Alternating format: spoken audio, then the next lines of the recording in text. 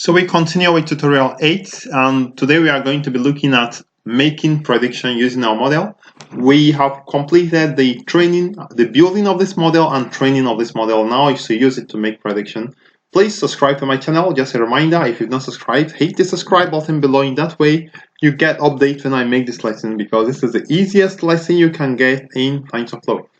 Alright, so one thing I just want to point out is that when we train this model, the model is telling us that the accuracy is 91.113. But actually, we need to determine the accuracy when you actually use this model with the test data set. And we have 10,000 data or 10,000 record observations in the test data set. So if we pass in this test data set into this model, then we are going to find out the actual accuracy. And it seems it may be different from the one the model is telling us it got. So let's see. Let me just get the accuracy. To get it, simply pass the test loss. You pass in the test images and test labels. That's what you do. And I'm going to assign the test loss. It will return the test loss and the test accuracy. So dot evaluate. And you are going to give in the test images. So the test images and the test labels represent the data sets. Alright, okay, perfect. So now I'm going to run it for sure.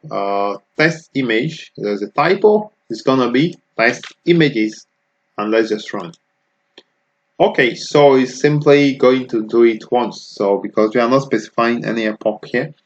So you can see that in this case we have a test accuracy of 88%, a bit lesser than the one the model tells us, and a loss of 0.331, which is also more than what the model tells us. So it seems the model is kind of trying to assign itself much importance when we know that it's actually not as good as it is. So that is one thing you should bear in mind. Alright, let's now make prediction using a model. And make prediction using a model, I simply say model.predict. So predictions, we are going to call it predictions, and we are going to pass in all the test images this time. Not the test labels, but just the test images, and it's going to return predictions for us. So predictions are the predictions it made for each of the 10,000 input records. So prediction is equal to model.predict. So I think this is something you can easily understand. Alright, so now predict for the test images. So alright, so predictions now contains predictions. Now for each of the image, because we have the test images are, I think they are 10,000. So if I say test images dot shape, let's see how many images are there. So we have 10,000 images of 28 by 28, of 28 by 28 pixels. So now we have also predictions should also be 10,000 predictions for each of this image. It has let me see if I can get predictions.shape. I think, yeah, let's see. Okay, so good. So you have 10,000 predictions that was made, and for each of them we have 10 items per prediction. So to get it clearer, let's look at prediction 1, because we have, this is 10,000 predictions. Okay, for each of the predictions there is 10 items.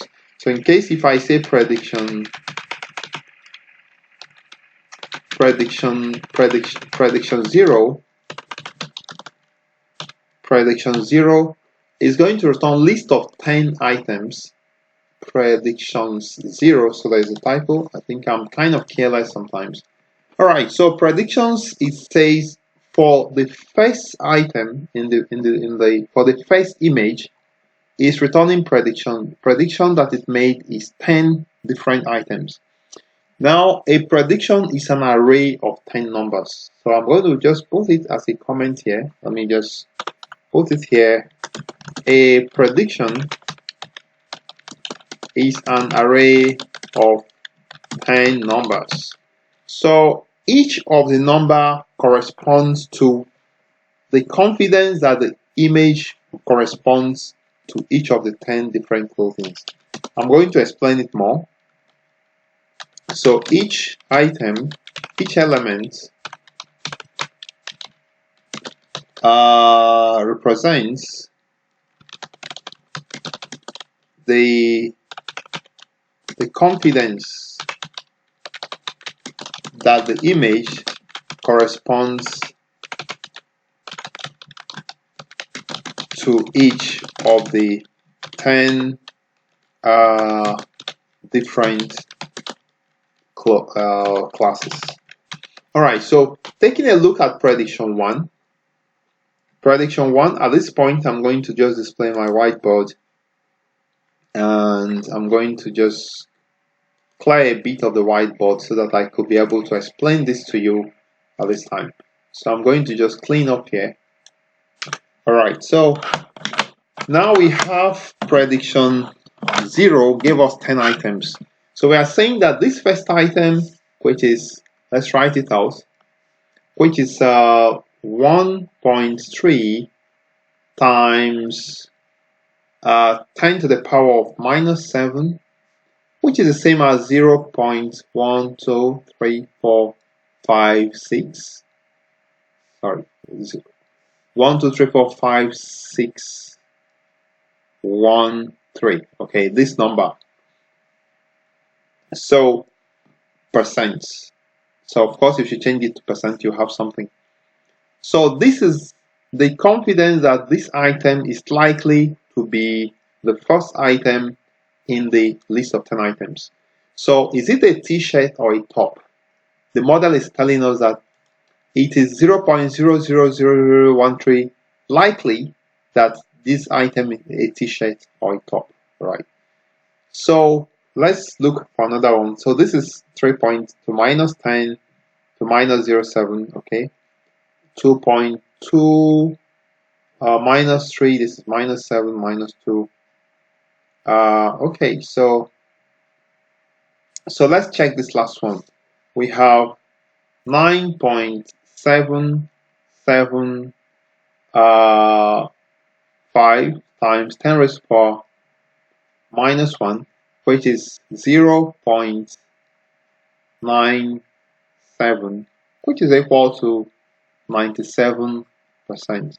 Alright, so the model is telling us that the likelihood that this first item in the training set is an ankle boot is 97%. So the model is predicting that the item in the first item, prediction 0, is an ankle boot. So what is telling us in effect? Let's now check. Let me use this to check what is in the test data set of 0, and let's see if it's an ankle boot.